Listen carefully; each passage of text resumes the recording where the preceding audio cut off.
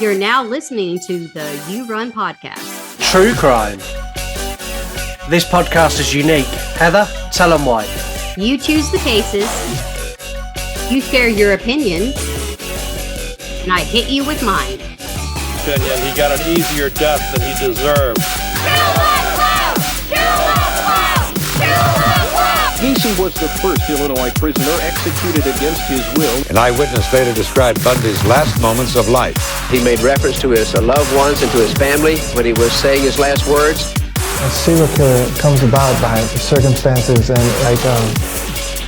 This is the You Run podcast. This is the only true crime podcast where we put you in control. You become part of our team as me and Heather take you through the cases that you have chosen. This is not our show. This is your true crime. That bitch is cray-cray. She's real crazy. Hello, welcome to Extended Cut, the show where me and Heather give you more murder mayhem from our last case.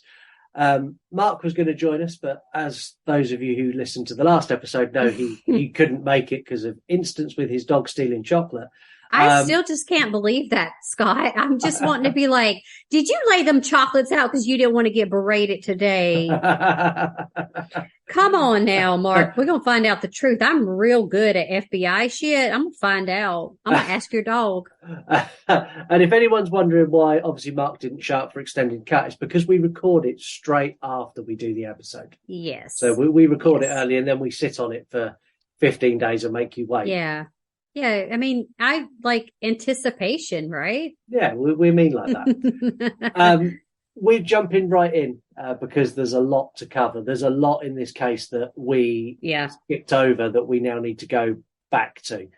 So I'm going to start back in the middle with a big bit I left out. Okay. If you haven't listened to the main episode, now is the time to stop and go back and listen to the episode, because otherwise everything I say now, you're going to be like, the fuck is this guy on about? Yeah, don't be backward like that. We don't come on, get your shit together. You listen to the episode first and then you listen to the special stuff after. Thank you.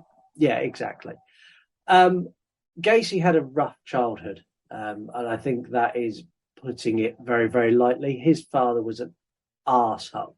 Mm-hmm. An absolute arsehole.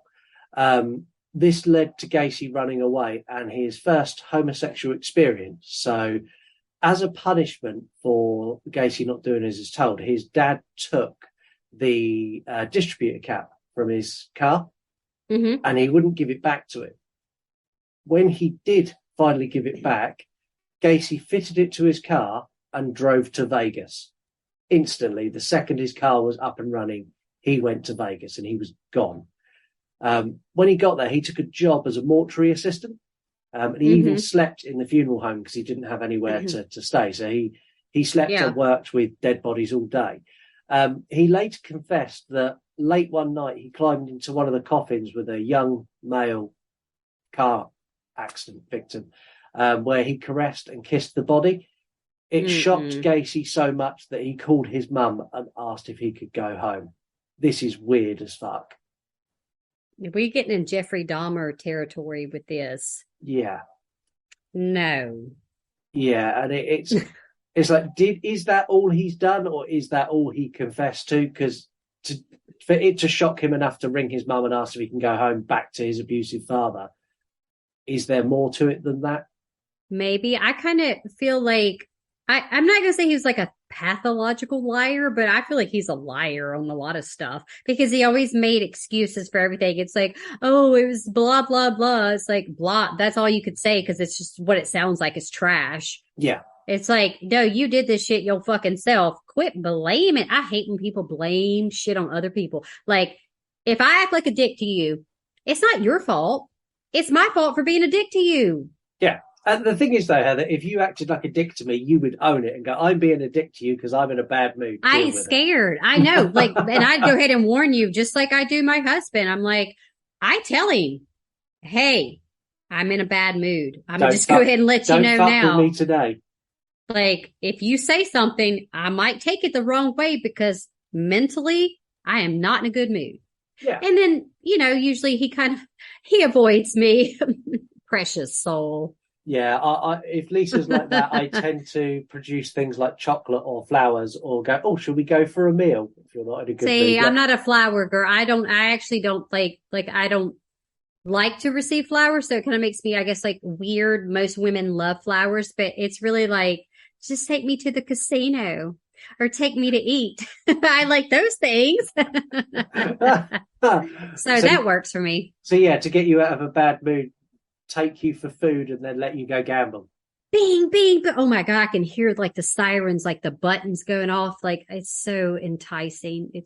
I love it. It's a problem. I say we've just unlocked an addiction achievement. Yeah. If hey, you know what? I have no vices right now, right? I'm pregnant, so I'm taking really good care of myself. That would still be a vice, but unfortunately, I can only go to like 2 casinos really now because of the smoking. Like, I have to go. They have 2 that are non-smoking completely, and I can hit those up whenever we have a chance. And I find that insane because in the UK, smoking is banned indoors everywhere. Absolutely everywhere. It's banned most places here, but at the casinos, no. Like there's only 2 in Shreveport, which is about an hour and a half from where I live. They're completely smoke free. If you want to smoke or vape, even vaping is not allowed in the facility. You have to go outside. Yeah. Yeah. And that's the same for over here for everywhere. Pubs, restaurants, but I kind of casinos. like that. I like that even though I used to vape, I used to smoke cigarettes way, way back in the day. It's nice to go into a casino, and even if you're a smoker, I don't really enjoy being around all that cigarette smoke because it's like bothers me. And the crazy so I thing like is, that. We're of an age now where we remember when you go to a restaurant and they'd have smoking and non-smoking, and you'd have a smoking table right next to a non-smoking table. And you're like, what's the fucking point? I never understood that. I never got it. Like the fucking 90s, 80s, 90s were such a weird time. Because I'm like, bitch, you smoking right beside my food. My green eggs and ham. You smoking right on them. Yeah, get on. Fucking go away, Sam. I am. Moving on with Gacy. So when he returned, it didn't take him long to get involved in the local community. So he joined a group called the JCs. Mm-hmm. Now, for anyone who don't know what the JCs are, they're a charitable organisation of young men who do things in and around the community. And it's almost like a youth club for grown-ups where they go there, they have parties, they drink beer, they have poker nights, they then go and do a charitable run, or they'll go and help old ladies bring their bins out, all that kind of stuff. Mm-hmm. And it was in this group of people that he had his second homosexual experience. And this is where I think he learned something that he took into his own hunting style and his own way of entrapping and torturing his victims. So a higher ranked member took Gacy out for a night out and they had lots to drink. He then brought Gacy back to his home where he plied him with more alcohol. He then forced Gacy to perform oral sex on him, which sounds incredibly familiar. Yeah, because of what he did to his victims. But like, how are you going to force somebody? I bite that thing off. Fuck with me. I would have it. There would have to be a gun of some description. There would have. I mean, like to be forced. Yeah. I think I would be swinging for the fences before being forced into any sexual act with a man or a woman that I didn't want to do. I mean, you say he forced Gacy, but then it's like, but Gacy performed. So it's like how much forcing was actually involved, and we don't really know because he enjoyed it, obviously. Yeah, and all this information comes from Gacy's own mouth. So again, it's how forced was he, and how much of this is just Gacy elaborating the story. He's a fucking drama queen. Like that's what we're calling him. Yeah, how much of this just fits his narrative? So he's telling a story. I'll twist this slightly because that works with what I'm telling you. Yeah. Which exactly. I think all psychopaths are known for doing that. They're pretty good liars, actually. Most of them are, like, I say pretty good liar, but like that, they are. Like, they're awesome. Yeah. Yeah, they're the best liars, definitely. Yeah. Now, the reason I say that I think it it influenced him a lot, because it was only a few years later that he was accused and charged and convicted of sodomy with a 15-year-old boy. Yes, that was his first. I think he got 10 years for that. That was going to be like, okay, he didn't actually get 10 years for it because his fucking ass got out in 18 months. Yeah, on parole. How the fuck does that happen? I didn't realize you would get. I mean, not to downplay the crime, but I guess like, and if you guys don't know what sodomy is, that's not for me or Scott to explain to you. You get a fucking look it up, okay? Yeah. Go to the big Google. Google will explain that to you. Google will probably show you images, possibly. Anyhow, I'm just like 10 years seems like a lot. Now I do understand this was forced and that it's considered rape is what I would consider it. But yeah, like how do you get out of jail in 18 months? You get on parole? And it's like not a big deal. You just shouldn't. And the crazy thing is, so when he was convicted of this, he had a psychological test, and that psychological test come back that he had psychopathic tendencies. So he's got a psychologist report that said he's got psychotic tendencies, and he's raped a 15-year-old boy. How in God's name does he get out in 18 months? It's absolutely mad. Fucking 70s, man. I'm telling you, they were all fucking high on something, because that's my only explanation. Yes, I'm making a joke out of it, but at the same time, if you had a psychiatrist or a psychologist, whatever, they're letting you know, like, this guy's got psychopathic tendencies. He should be a threat to the fucking population. Like, he should not just be like, oh, it's fine, we're going to let him out. He can go on parole. It's no big deal. And the stupid thing is, so he only got convicted of one count of this, but he was accused of many, many more. So apparently he would get young boys and he would say that he was conducting a science experiment. And he would pay these young boys $50 and to let him give them oral sex. It's so, it's just gross. It's so disgusting. It's just like because I'm I have a big imagination. So it's just like not that I'm trying to picture that scenario, but it's like, picture that scenario for 5 seconds, man. Yeah. It's just, what the fuck? Yeah. I can't. Yeah. It's fucking horrible. Yes. After prison, Gacy would start his own construction firm called PDM Contractors. And this would ultimately be the way of him getting close to young boys that he always wanted. Yes. He was an incredibly successful businessman. He was. Mind-boggling. So he turned over, in 1978, he turned over $200,000. That's the equivalent of just under $1 million. Yeah, turnover. for these days money. I know, it's crazy. I'm telling you, it's the alter ego shit, because like you said, he can turn it on and off, and this was his Mr. Businessman facade. Yeah, and to do that and have this whole other life going on, that takes an incredible amount of intelligence and control to be able to keep all of his urges and the things he does in the darkness at bay, and then present this other facade to the world, because he was trusted, he was loved by his neighbors, he was well thought of in the community. He'd host big parties and he'd have the whole neighborhood round. He'd have political figures there. It was like Democratic stuff, right? Yeah. I don't like to talk about politics. I mean, like, he was really into it, but so like, if you ask me about politics, I don't know it from my ass in a hole in the ground. Okay. I don't know nothing. I don't care. No. I know that sounds awful. Like, I don't care. It's not that I don't care, but I actually don't care. Like, no, the world is a shit show. Whatever. I'm still of the opinion it doesn't matter what political parties in power, and that means in the US and the UK, whichever one's in power, all they're out to do is take as much tax from me as they possibly can. Yep, and it seems like you're right these days. Yeah, that's literally all they're after. Yeah. I want to go into some weird facts, because there are a lot.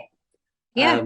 A huge amount. So after his execution, his brain was given to Helen Morris, who was a witness for the defense, and it was removed for her to go and study. Well, I mean, that would be interesting. I mean, that's weird, but it's like also kind of interesting because like there have been other serial killers where they've studied their brains and then they're like, oh, so this is like, I don't know if I can't remember if it was Dahmer. I don't want to be wrong. I think they did. I think they did. Yeah, I should know these things, right? But it is interesting because they end up finding out that like there was something in the development of their brain that was not there. That was not there. And they wouldn't have known that as when his mother was pregnant with him. They didn't have that type of health care facilitated to them. No, and it's one of those things that you said that some people are born to kill.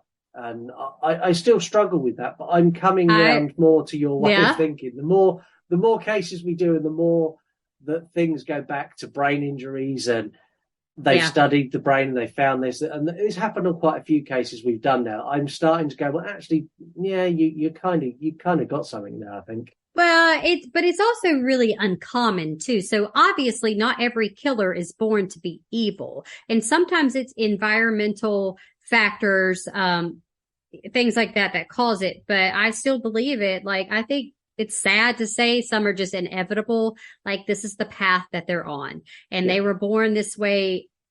And I don't think there was much you could do to change it, to be honest. No, it's not very nice. There are a group of people known as Gacy lectors, which are Gacy collectors. Yeah. And they want to collect anything from a piece of clothing he had or artwork. So Gacy done a lot of artwork when he was in prison. One of his pieces went up for auction fairly recently. $20,000 for this crap painting of him as a clown. And I know it looked like terrible. Some shit that you did in Kitty Corral school. Like, it's what? Fucking awful. Did a monkey do this? Like, what are you spending this money on? So ridiculous. Would you ever buy memorabilia of a serial killer? No, I mean, I want to make this very clear to our listeners. Okay. I love true crime. I find it very fascinating because of the psychology part of it. I don't want a fucking artifact from any of these killers. No. I just find, like, I do have some books on serial killers, but that's more so for informational purposes. It's different than horror stuff, right? Yeah. Like, I like pictures of, like, Jason and Freddy, but that's fiction. Yeah, it's not real. I mean, people can't see this, but behind me, I've got a Halloween picture. I see yours. I've got all the stickers that you kindly sent me. Shiny. So I've got, all the shiny ones. But I'm not going to go and stick a picture of John Wayne Gacy up there with a pair of his pants in a frame. I don't get it.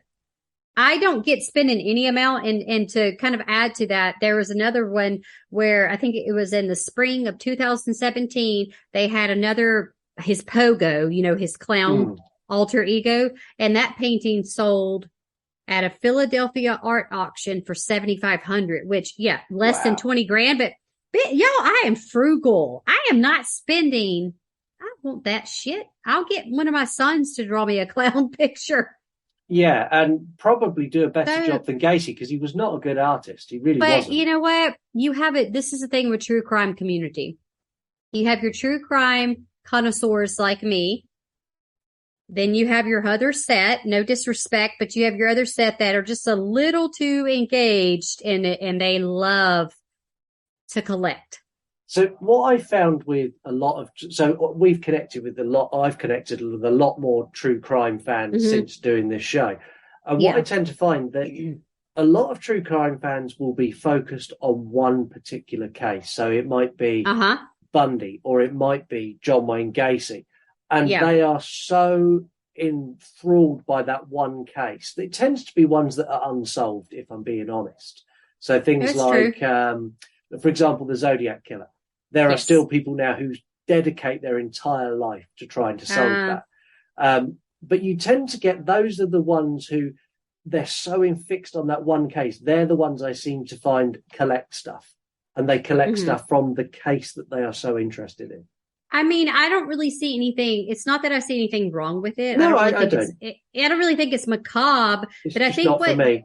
It's not for me. And what takes you into that macabre level of it is when they really want like pieces of the death material. Like, okay, a painting, whatever, I guess. But it's like when they want to collect things that were way more personal. And then I'm kind of like, okay, you do your thing. Everybody's different. I ain't gonna judge you, but I don't want Pogo the clown in my house. No. Bye. No, I find it a bit odd, but hey, it is odd. It's everyone's at their own vices. That's right. Heather's is gambling. Anyway, yes. When he was in prison awaiting execution, the prison were fairly lax on their death row prisoners, and they would let them take up jobs within the prison. Gacy become quite well respected within the prison, and he worked his way up to a maintenance man. And as a maintenance man, he got to carry a screwdriver and a Stanley knife and a hammer and all these kind of tools. The prisoners on death row wrote a 2-page letter to the warden, fearing for their life and asking that Gacy had his powers stripped because they were worried they were going to become his 34th victim. Yeah, I mean, I would too. I would not have wanted to have been incarcerated by this motherfucker. I'd have been like, y'all can move me to solitaire. Like, I'm good, bruh. I don't want to be by this fat clown. Like, the thing is, no, though, these are hardened criminals that are sat on death row for horrific crimes, and they're going, excuse me, Mr. Warden, could you please sort out the maintenance man because he scares. What does that tell you? But that's because he appeared so nice, but that's, again, it's a trope in serial killer profiles. Bundy, charming as fuck, right? I mean, he could charm the pants off of you, seriously. But he's fucking maniacal. He's crazy. Like, he will kill you. Yeah. And I get that, them being afraid. I get they're hardened criminals, but I also get that they're scared because people do get killed in jail. So that's not a fun fact, but you know. Yeah. And I think if I was going to go in jail, I'd rather go to being attacked by a gang than being attacked by a maniacal clown who wants to have his way with me. Well, Dahmer died in jail as well from an attack. Someone beat the living shit out of him, but because of that situation, though, that's different. The reports I had mentioned that he let the guy. There was no self-defense wounds on him. He let the guy beat the fuck out of him. Really? Yes, I think. Well, I mean, think about it. I mean, you're gonna die in jail. You're gonna either get electrocuted, lethal injection, whatever. Yeah. He didn't. At that point, it's like, no, what can you do? Yeah, exactly that. Yeah. There is some good that come from the crimes that John Wayne Gacy committed. And I know that's hard to stomach, but there genuinely is, because it's his crimes that help inspire what is known in the US as an Amber Alert. Mm-hmm. And I was going to ask you, because in the UK, we don't have anything like that. What is an Amber Alert for everyone in the UK who listens? Because I don't know what it is. Okay. So an Amber Alert would typically be something that is issued. Whenever I was traveling to Texas about a month ago, we got several on our phones. So they'll come through your phone and kind of let you know that, like, there is a missing child, a child that's been abducted in the area. And they kind of tell you, like, the age of the child, who has taken the child, and the vehicle make and model and everything. So it's basically a way to, like, if you're driving down the highway and you say you see this white Ford truck and you're like, holy shit, that matches the description, you were to phone the police because, you know, unfortunately, a lot of these kidnapping cases, even though they're done by family, they end up in murder because it's either a custody battle and the dad has taken the children and unfortunately they kill them. Yeah. And vice versa sometimes, and sometimes it could just be domestic dispute and it's more of a thing, but you know, I love children. I really do. And so, like, if I knew that I could help out, I'm going to contact to try to save that child's life for sure. Yeah. But that's a thing that we have here. I didn't know that you didn't have anything like that in the UK, but yeah, we have that here. Yeah. And I think that's a great thing. And the reason that inspired is the way Gacy was caught is there was a boy who went missing who was working for Gacy, who Gacy had killed, and he was under his house. Yes. But they were investigating that, and it kept coming back to Gacy. And this is how they got their first search warrant, because they were convinced that Gacy actually had him captive in the house. Mm-hmm. And while they were searching his house, they had Gacy in for interviews at the same time. Mm-hmm. And it was by chance that they got a second warrant to search the crawl space. Yep. And when they searched the crawl space, and they instantly within minutes found their first body, they then told Gacy, "We have found a body." And Gacy just told them everything. What are you gonna do? Like, it smells like fucking rotting corpse in here. That's not a Yankee Candle. That's not a Bath and Body Works scent. Like, come on, you guys. And then he lived with his mom too. Gacy, after he was married twice, and I know he got a divorce twice. Yeah. And then he moved back because his dad passed away. He moved in with his mother. And wasn't that the house that they put? Yeah. Okay. Like, I know you old lady, but like, you ain't smelling that. It's not good. And also, we don't, okay, so another little weird fact, but not related to Gacy really, is like here in Louisiana, at least where I live, we don't have basements, like cellars or anything. Like most of the houses, unless you specifically have it built, you don't get a crawl space, a basement, a cellar, whatever you want to call it. It's not common. It's like completely, it would be like strange if actually I would consider that to be a luxury if you have a basement. Yeah, we get attics. So. Oh yeah, we have an attic, which I ain't going up in that. I heard of something in there the other day. Steven said it was a squirrel. I said, I don't know. I watch too many horror films and am alone a lot. So we've got an attic which is full of all my Halloween decorations. Ours is Christmas and stuff like that too. Yeah. Yeah, well, we got Christmas stuff up there as well. When we moved from our last house to where we are now, I left one of my Halloween props, which I thought was funny. Lisa didn't think it was funny. So I had some foam stuffing, which had been wrapped in black bags and then taped to look like a body. And I left that sat up in the attic. I still take enjoyment from that. That's so funny. I mean, it's cruel, but but is it? It's funny. There's like, I saw something on Instagram, I think, and it was like where someone left a skeleton, like, like a fake skeleton. They like left it under some flooring or something. So like the next people, now that would freak you out, right? But you can kind of, I think I know a fake skeleton, but I'm all for it with Halloween. We're getting off subject, but I don't care because this is what we do in extended cut. I want to like go so balls deep for Halloween decorations, but like I never am not very inventive. And so like I want all this shit, but I could never throw it together. But like I want to be like fucking Spooky Town so bad. Yeah, I do it every year. This is the first year I won't be doing it because I'm going to For Love of Horror instead. I wanted to see it. You'll have to send me. I don't think I've ever seen pictures of like your display.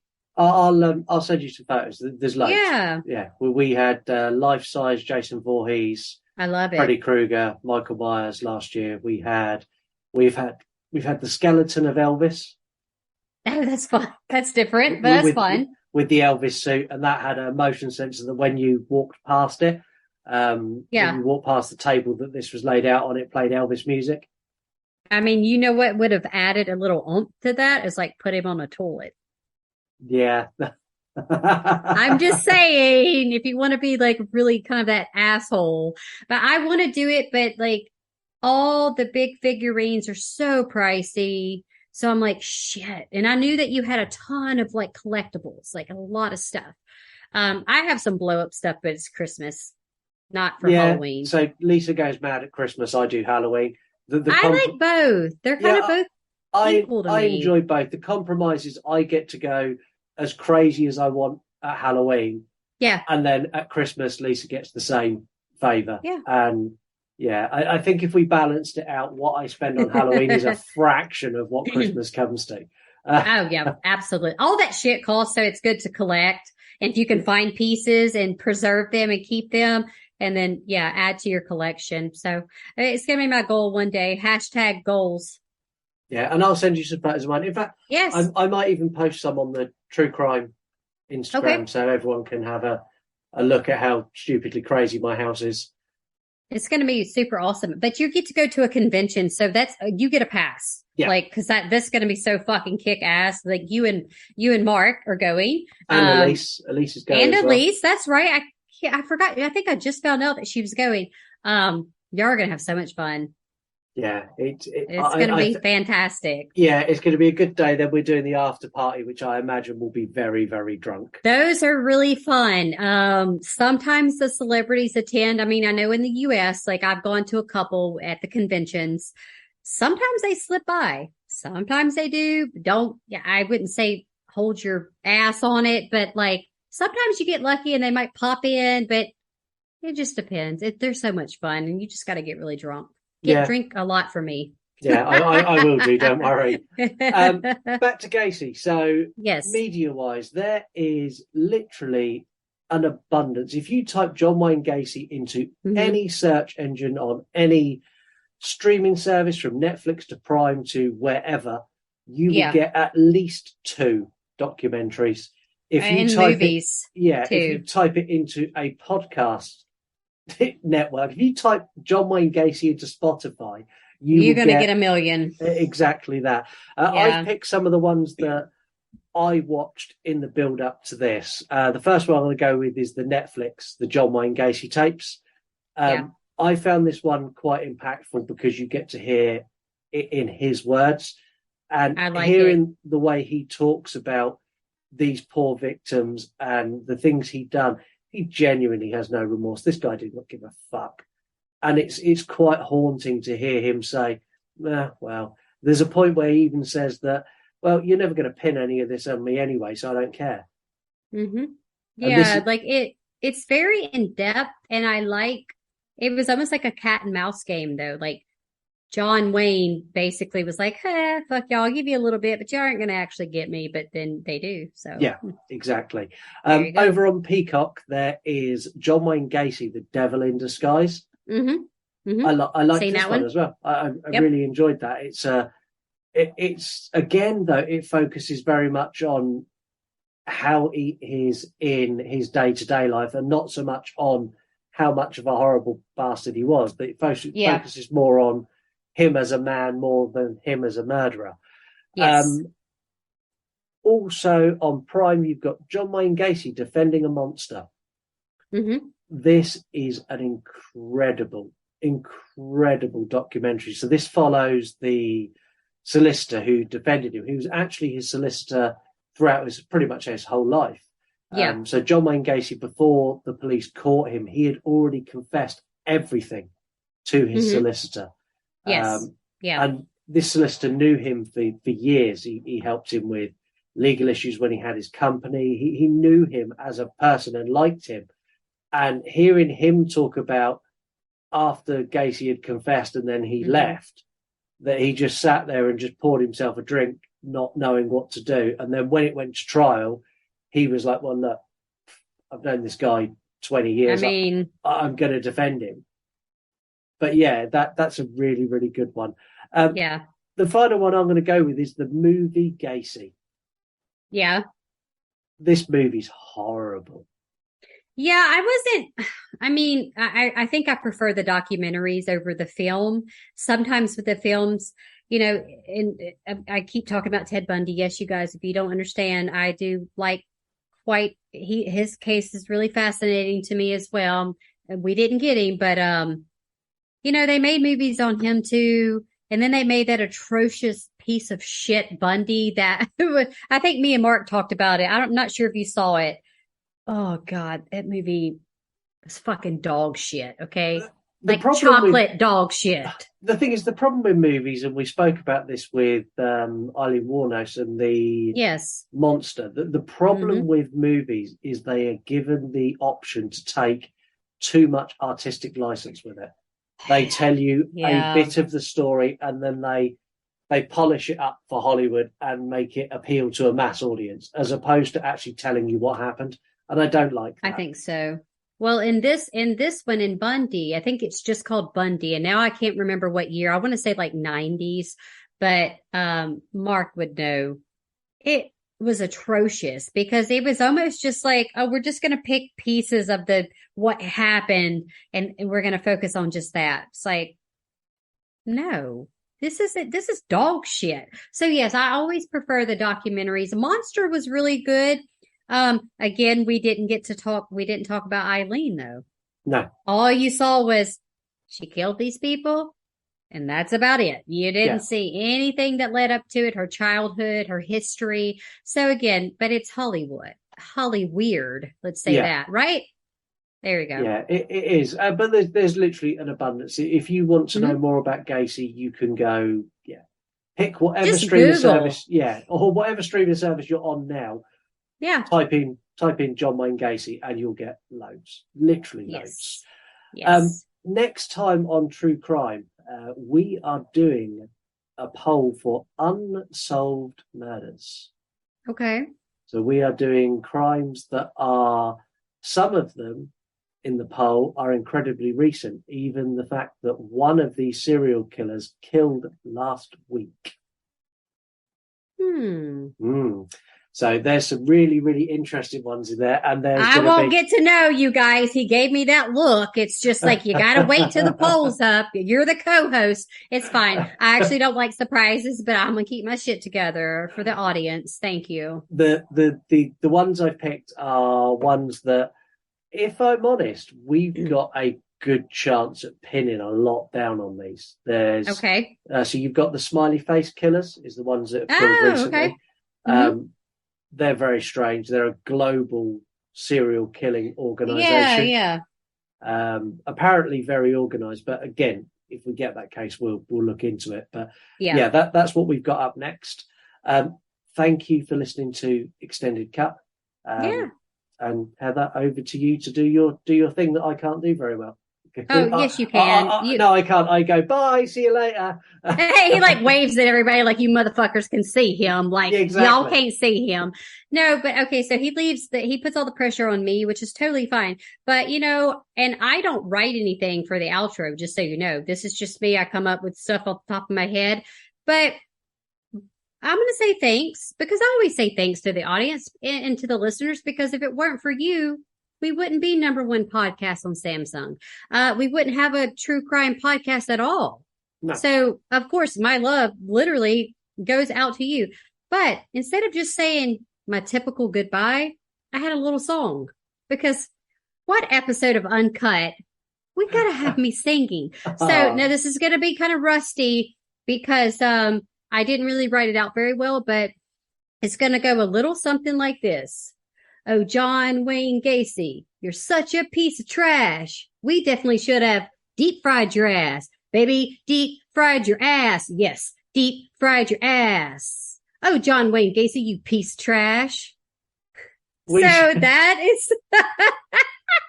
that was literally off the top of my head. Like, I just improvised, but I'm not a great singer. It works perfectly as well because of his KFC references. That's great. I know. That's why the song was meant more for Mark, because it was going to be a joke.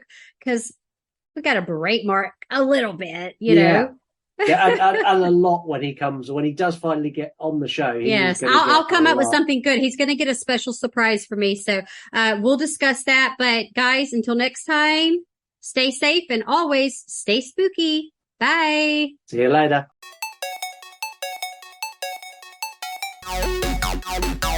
Thank you for listening to the You Run podcast. Don't forget, you can get involved in the show in so many ways. All you need to do is head over to yourunpodcast.com.